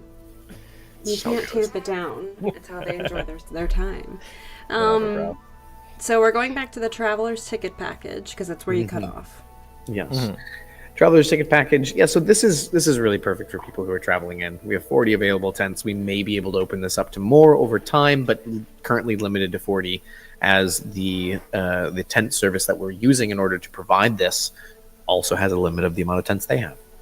So, And they're beautiful, by the way. Oh, like the speaking furnished tents are so yeah, if pretty. you want the furnished option. So for those who didn't pick up this package God. but still down the road would like to get a tent package, we will have fully furnished tent options becoming available during May. Yes, so at the beginning of May, we will begin announcing the tent options for those people who have purchased. Scroll down it for the specific date. Right. So the traveler's ticket package for those people who want to upgrade into a furnished tent, they're going to be able to do that, and it basically is just having to cost the basically the difference between the two different tent packages. So the unfurnished tent package is basically the cost of the unfurnished tent option that we'll be presenting in May and the ticket. You will then be able to pay the difference on that and upgrade all the way to a tent that fits 3 queen-size beds fully furnished. Like, we have a tent option that is... It's so cool. It's so over the top. It is going to be amazing. And I am so excited about this. To interject there real fast, now I'm self-conscious about talking over. I'm not talking. Not you. I was talking over him. It's okay to talk over you. Oh, it's God. fine. God forbid you talk over each other. I don't know what either of you are talking about. I'm just gonna go ahead and just. He's like, I'm just the one who vibing. actually knows stuff. So when he talks, we both shut up. Well, what I was saying is, if you've like LARP before, if this is your first time LARPing and you haven't, like having a tent there for you with the stuff that goes for you. My God, with the stuff that goes in the tent, and then being able to leave afterwards and have that just taken. It is worth every penny. Like, it can be twice that. You look at the price tag and you're like, "Oh, I don't know if that's worth it." It is. It's worth it. It is so worth it. So worth it. There's no doubt about it. That's the worst part. Ask any LARPer who has been to a LARP and had to take care of their tent afterwards. It is worth it. Such a nightmare. And I guarantee these prices, when they come out, they're low. They're good. Yeah, for the price that you're going to be able to get a fully furnished. We saw them and we were like, "Damn, that's really decent pricing." 100%. Yeah. Not only that, but like because it is, some of them are big, so you can like go into it with people and actually spend like way less and have a dope ass tent. If you split the largest tent option between 6 people, it's very affordable for every person, and you have a bed. Like it's you so have luxury. The Thane option, which is the next one that we'll talk about, which is the Thane option is like it's a tent that fits you and up to 5 friends, so 6 people. Like it looks expensive. But when you consider you're splitting that it 6 ways, everything. Yeah, the Thanes package is fantastic. I'll go ahead and read that one actually. So enjoy the finer creature comforts at the Brandywine Festival with this luxury experience. This package includes 1 festival ticket, an opulent emperor tent accommodating up to 3 queen-size beds, full furnishings, and an exclusive Kickstarter quest line tailored to you and up to 5 friends. That is Truly such a regal big way thing. to experience the magic. That's of like the a Brandywine luxury Quest. experience in a LARP, is sleeping in a queen bed. That's like put up and take Memory it down for foam. you. This isn't a cot; foam. it's a memory foam. Memory I foam genuinely, queen bed. because I know we We've can't. never slept in a memory No. a memory foam queen bed. Because I know You've we can't. built a bed for us and we still haven't. So I know because I know we're not able to just have them, even if we're oh man, did I just get booted again? No, you're still here. No, I muted myself. Okay. Because we're not able to just have them, I know we would have to pay for them, and I'm constantly looking at it like I might still be worth it. Like I know I'm going to be staff, I'm going to be an NPC on this, but I might still buy one of those tents. We only have so many of these options I available. know, I know. Someone got I'll one. wait. Really? Shut up. Yeah. Wow, someone did. I will wait to the end to see if There's everybody's only already 8 purchased them. available. Yeah, if not everybody's only 8 purchased them, available. I might buy one. Yeah, so now there's only 7. So, like, there is something. So me and Kit, last time we went to Conquest, we splurged and we got the, like, business class flight over. And we really, like, we got a hotel before and a hotel after. Oh my god, it was so There worth is it. something that adding that extra level of comfort is so worth it. Because, like, it's already a vacation. But then it just becomes that extra level of just taking care of yourself. Well, I think we've Like- talked about it before too when we were talking about a lot of this. Bale, I know you were really conscious about, one, obviously, like we have a thing to run, right? So we have to make sure we have enough money to run the thing. But then balancing that with making sure that it's like people can afford it too, and making sure it's a thing that people will be able to go to and enjoy. Yeah, so making sure that balance works out. And it kind of works out to be like if I was to be taking a vacation kind of to any event kind of location or whatever, especially like the base tickets and stuff, like honestly I would myself would pay more for it for that. So like I think kudos to you you took so much time trying to figure those out, and you hemmed and hawed constantly, and I did. I spent a lot of time. You like so much time figuring it out and being like, this is the bare bones what we can cut to here. Dude had spreadsheets on spreadsheets on spreadsheets. Yeah. So like I couldn't even keep up with his spreadsheets, and I'm a spreadsheet girl. Yeah. I built calculators. Because He I built- needed he- very He coded his own legitimately. calculators. He was I like, needed a this is very how specific much. calculator. Yeah, this is the level we'd have to be at to Aw, not like be Billy super Burr in the red. said, skill tree will be there, isn't that enough? That's Wow, thank you.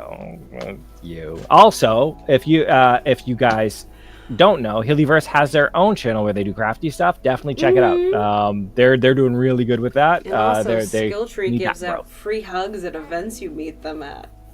I do. Yeah, no, we both do. I'm gonna get like super hugging sweaty people. and gross putting this thing together, and I'm Yeah, gonna claim Bale that gives sweaty and voucher. gross hugs, but still hugs. Yeah. We're all very huggy. I don't give hugs, no, but I'm gonna get one Bale from doesn't you. Just give hugs. He just gives like a nod from a distance. I'm a handshakes man. Yeah. That's I the thing give that though, hugs. like you earn that like that handshake or that nod from a distance where he just kind of looks at you and he goes, you're like, oh, thank you, man. Thank you. If I give tip hugs. my hat, you can like fully leave because it's just you've peaked. I have nothing more I can say. give now. enthusiastic hugs. Kiki, I do admit I am actually a hugger. Yeah, he's a good hugger. I'm a pretty big. It's that time solid, hugger, like actually. that good back pat that you're just like, I'm Like, actually works out a kinks in pretty your sick. spine kind of hug. Yeah. yeah. But I'm a hugger for those who are asking politely for a hug. You know, it's not a random hugger. Before that, though, they said, You have to get to know him for that hug. will any celebrities be there? I mean, We will. would certainly like there to be. Okay, so let's say this. yeah. We have some fantastic content creators that are absolutely not named Kit and Maddie. No, I mean Kiki's gonna be there, so I mean. But we I have think some that answers your fantastic content question. creators that You are could at absolutely. least say we're fantastic as well before you kick us out. Sorry. No, we have got Kit and Maddie. That's obviously big. We've got Incandescent Kiki. We've got Hazariel, we've got Rachel Maxey, we got Matt Graff from Nerd of the Rings, we've got Lantian, we've got who am I missing? Kate from Honey Sword Cosplay. We've got gosh, I have to keep going through the list here. There's quite a few more left. Somebody asked specifically if Jess was going to be there. I think you mean like Jess from the Shire. Man, we should reach out. I love Jess. I used Like, to do Actually good. editing for her. I can reach out. Everyone She's go to awesome. her Instagram Yeah. and send her Yeah. a link to the event and tell her we said hi. we would And love to have now. Jess for the Shire. She's she's like very she's sweet. so I've- kind. Yeah. Yeah, I edited some of her videos, and she's very sweet. Yeah. Yeah. So we have all of those people, which is fantastic. And then Daniel Falconer, creator of Treebeard, he was the original sculptor and artist behind Treebeard. He is a stretch goal. I won't say which stretch goal he is. You just have to pay us and find out. Oh my god, I hope he comes. That would like Once be a high we- point in my life. If we can get to that stretch goal. And then beyond that, I will say there are some really cool stretch goals that are potentially out there. We won't reveal them until they come up. But we do encourage you to be part of this. So someone asked, yeah. if we purchase one of the 1,000 ones, can husband and wife use the same tent and ticket? I don't think two people can use a ticket, but you can share a tent. You can share a tent. You can But add you'll need on two a ticket. tickets. Yes, Yeah. you can do an add-on ticket. We added so you an- buy yeah, we the traveler's package and then do an add-on ticket.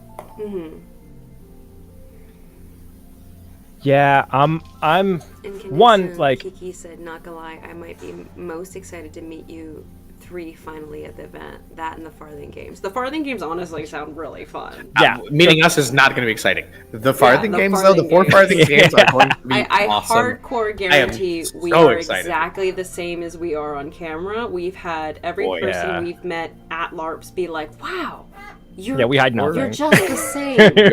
Same human. So like, Yeah. there's no suspense there. The Farthing Games, though. Yeah. The four farthings games, I think we can talk a little bit about a few of what people can expect. I'll actually pull up the document here because I'll just read off some of the stuff that we've got planned. I don't want to give away too much, but I can at least list a few of them. Yeah. Sorry While for you the pull cough. that up, I will say I'll second Kiki's saying, like, for me, one, the games, because I know the games and I'm so friggin' excited about the games, but also I like will beat all of you in a pie eating contest. I swear to probably God. she's the most competitive person I've ever met in my life. She'll beat all of us at everything. I But will then there's eat you also like explode.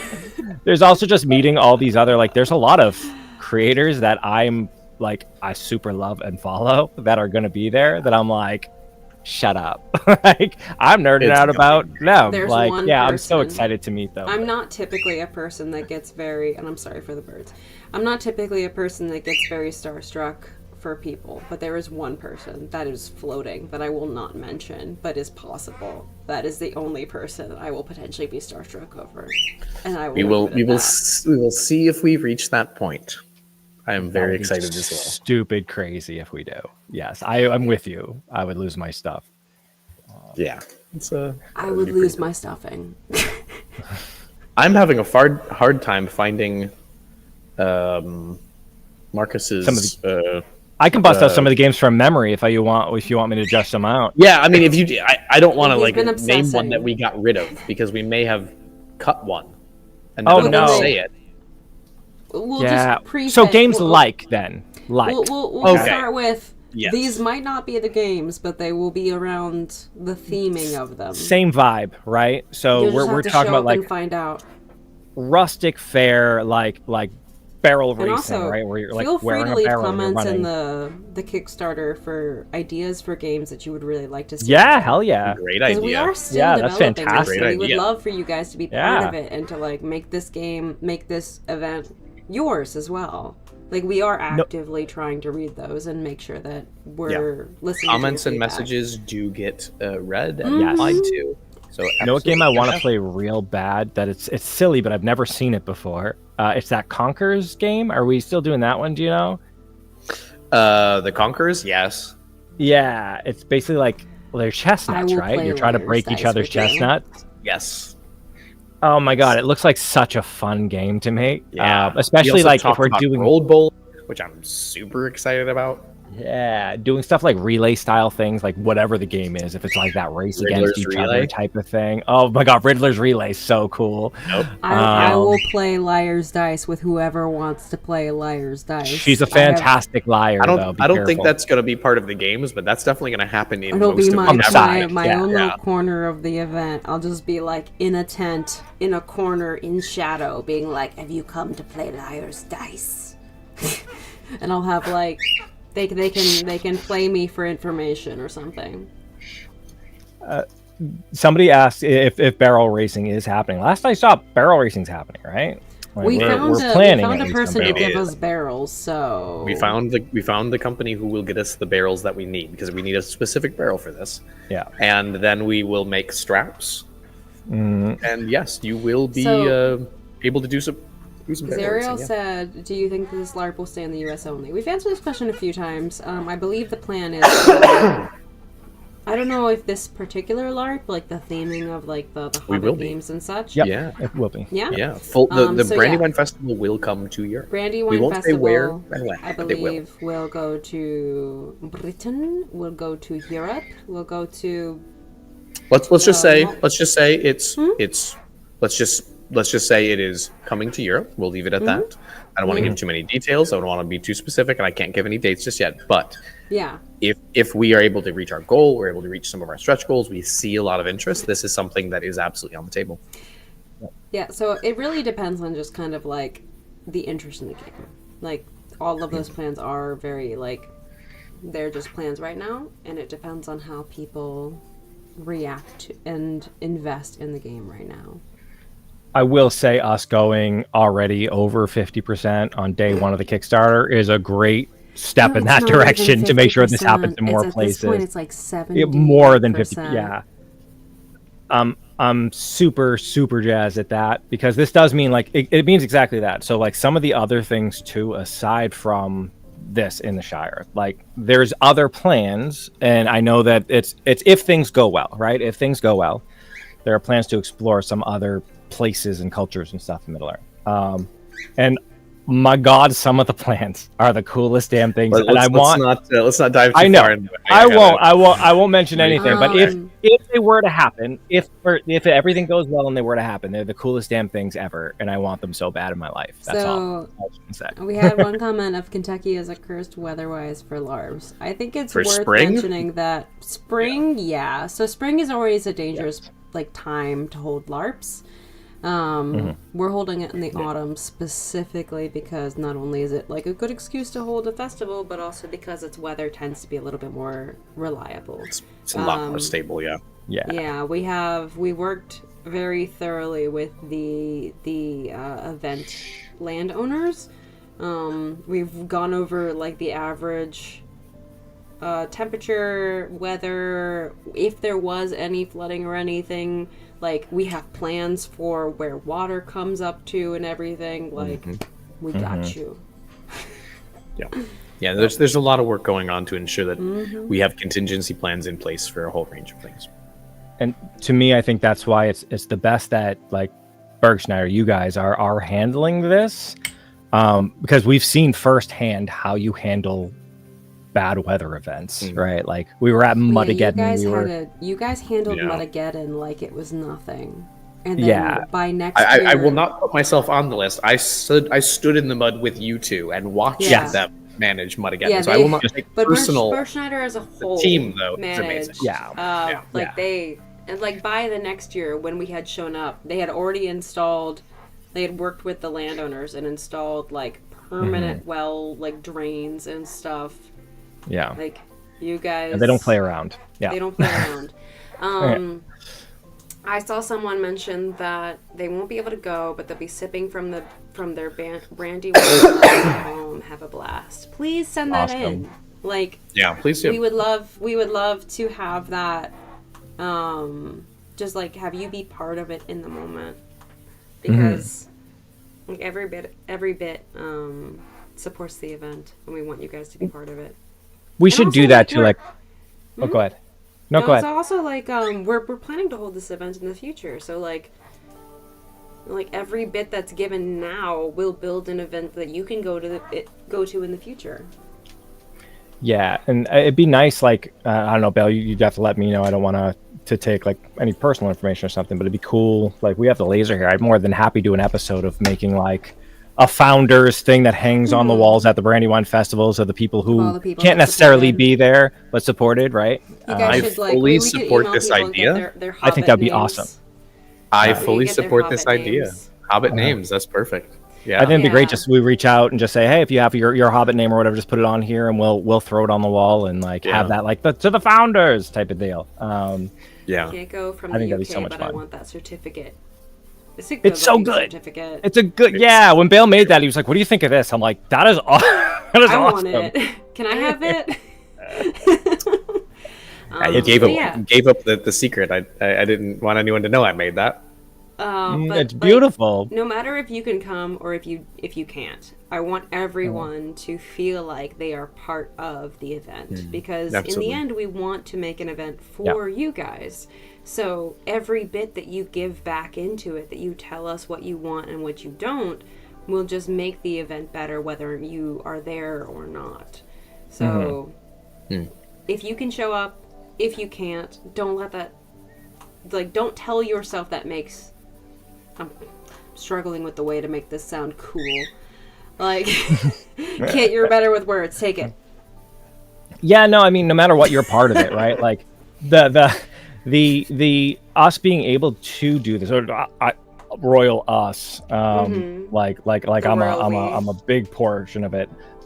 Us as a community being able to have this moment and be able to live in this world for just that little bit, like any amount of giving to this makes that possible, and makes every cool little add-on or extra bit of food, like cheese at every table or something, like all of that becomes possible because the community together makes it happen. So we want to make sure that even if you're not able to attend, hopefully in the future you are able to. And you know, if we figure out ahead of time and this runs really well, then maybe like us on the channel, we have a thing where we put a little aside, we have people win tickets and stuff to make it easier. Like, we really want to make it easy for people not to just go to this event, but to go to events, like to live that kind of adventurous life they want to have. I think that's one of the biggest things about this, like what Maddie and I are trying to get across. And I know Bale's passionate about it too. We want people to live that life. Yeah.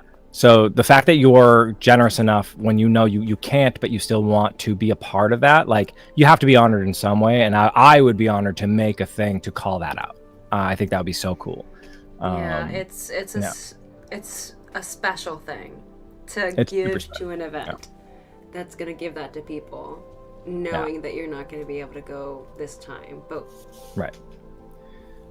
And man, we'll like, if it goes really well and we know there's going to be next year's. Oh, sorry. Just talking over him. No, you're not talking over him. I was muted.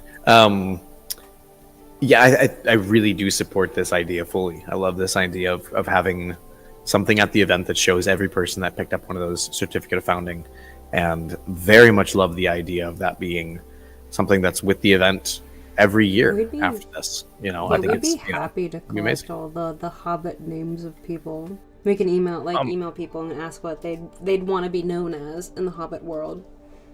Man, I want to do it in brass. Like, we can take it and do kind of the same thing. I really am. It's so cool, and then we can use the laser to like. He saw what he remove can the do paint. with brass, and Oh now my he's God. obsessed. Like, I think it'll you be saw so how cool. good that those bracers turned out. I was so. He sent it to me while he was working on it. I got a message. Yeah. Okay, this is what I'm working on, and my response was just, "Oh my God!" Like, yeah, right. They're so What if cool. you don't want to use a Hobbit name? You don't have use to. your own name. Just whatever you want to be known as, whatever you want to go on the thing. It's your thing. You're doing us, like, you're doing the community a solid. Hopefully if you can make it, like, you can. I think that's a cool thing about LARP, especially like if you're brand new to it and you're a little nervous with it, you can just be you in this world, right? Mm-hmm. Like, if it was me and me was a hobbit, like, how would I just be myself in this world? That's all. Like, you don't have to feel like you have to like adopt a voice or be a different person or anything like that. You can just be you. Just have fun. Like, that's what this all whole about LARP is about, is to have fun. This is, if there ever was a LARP that was a good LARP to get started, this is it. This for not sure. only not only is it like super low bar entry when it comes to like making a hobbit, getting involved and stuff, but also like our community as a whole is very welcoming and very like willing to be there with you and kind of walk you through it, including us. You can just ask any of our Dendronian people. Like, we want you to have fun. We want this event to be something that you have fun at. And you are very much welcome to reach out to us at any point to make that happen. I will say, we are reaching the end of the time. We've actually already like gone 10 minutes past the time of the stream. So is there anything else you guys want to cover before we kind of wrap things out? Yeah. Somebody had asked about the out-of-game camping. Yep, there will be an out-of-game camping area, so you can bring regular tents if you want to. For a lot of the frequently asked questions, I would recommend reading through the Kickstarter and the frequently asked section in the Kickstarter, because Bale was relatively thorough with going through all of that to make sure all of your questions were answered. Sure. I know there is a camping section just down here. Yeah. I know Kerrigan was super thorough with that too. I want to shout out Kerrigan. So is there anything else you guys want to cover before we wrap up the stream? We'd love to see you there. I mean, it's gonna be an amazing time. It is the first and only officially licensed Middle Earth LARP event. It's the first ever to happen. It is the first time that a major IP is exploring the medium and the activity of LARP. It's gonna be something really, really exciting.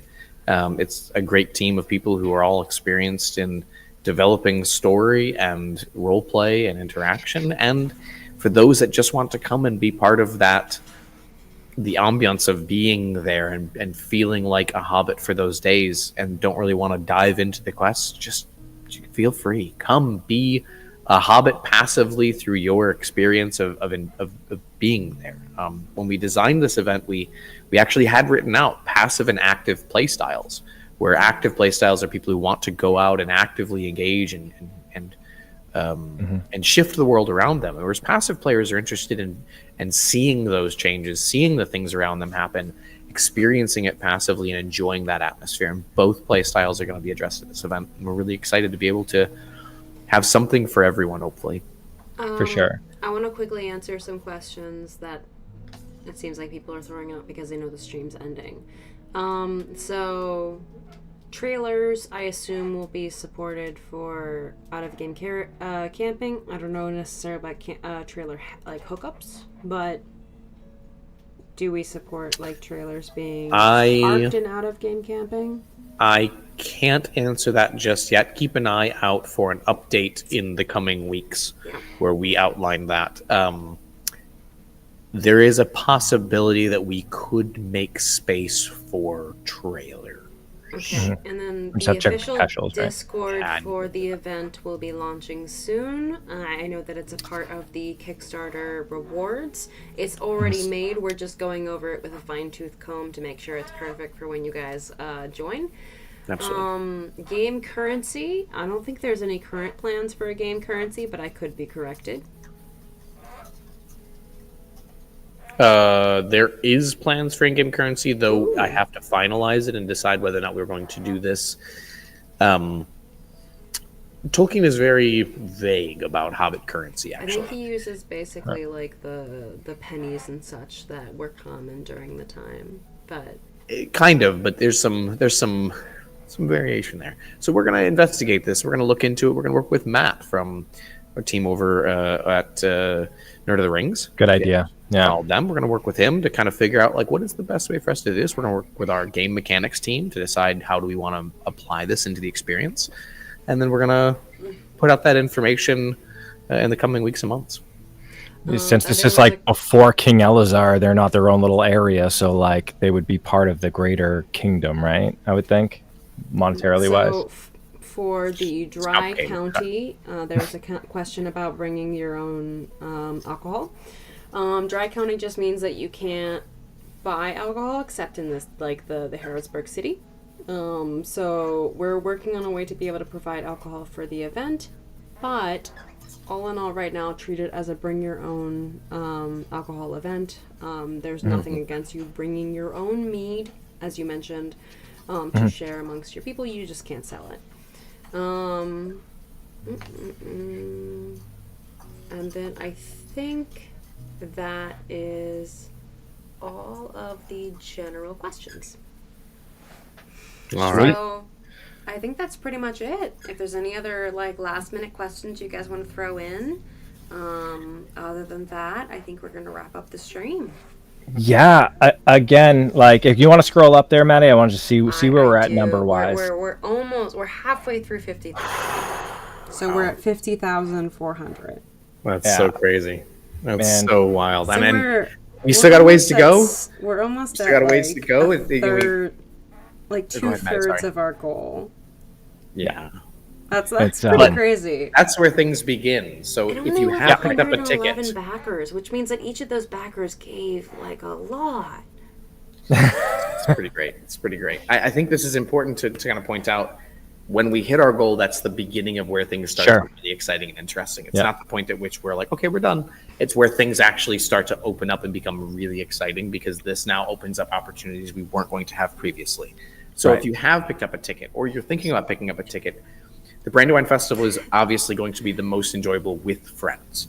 Invite friends, work out carpooling with them, come up with a way that you can enjoy this event with other people. There's nothing quite like experiencing a LARP with your friends. And you know, there's nothing better than a drinking buddy when you're in the Shire. And I know you guys, if you're on the stream, you can find our YouTube channel. We do have a Discord that is full of people that are also going, and that can, even if they're not going, are familiar with going to LARPs, will be on there. So if you need any help with trying to plan travel, or trying to figure out how to a way to go, or any questions to ask, like, our Discord is always a way that you can ask questions. We'll be releasing the official Discord soon, but until then, and potentially after then, we're always here to help you guys figure out how you can go. I think me and Kit's end goal toward anything skill tree is always to try to facilitate the ways that you guys can have just the coolest life possible. So we're genuinely very, very excited to potentially help you to go. Yeah, super invested in this. Bale, thank you so much for one, jumping on, two, kind of facilitating, honestly, all of this. You've been like, it's been impressive to watch you pull all of this together and herd all us cats and kind of get all the things in motion. Bale's been like the driving force behind just most everything. Yeah, super impressive to watch you do what you do. And he just shows up. He's like, I've done all of this, and we're like, Bale. Yeah, it's been an absolute pleasure to see you do what you do. So. Oh, and they're gone. I just couldn't stand the love of Bale. I just couldn't stand the sheer amount of love we have for Bale. Quick, everyone in the chat, before I put them back on, just share all of the love for Bale. We lost her, and then she just pops back in. Bang. It wasn't me. You guys disappeared. You disappeared this time. I switched you again. No. Oh, and I'm okay. Apparently.